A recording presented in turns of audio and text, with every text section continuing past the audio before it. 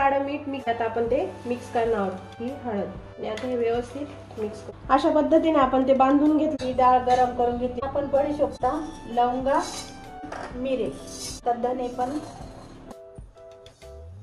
आपण मिरे आणि लवंगा अशा बडीशोप पण आपण अशी जाडसर बारीक करू। ती डाळ पण आपण अशी बारीक करू। आपण आता अशा प्रकारे मीठ पूर्ण याच्यावर ही डाळ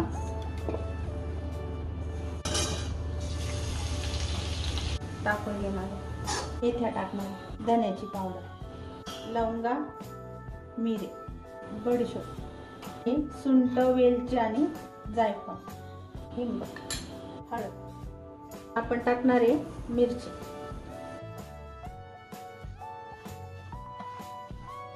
आपण आता हे लोणचं बरणीमध्ये भरून घेऊ।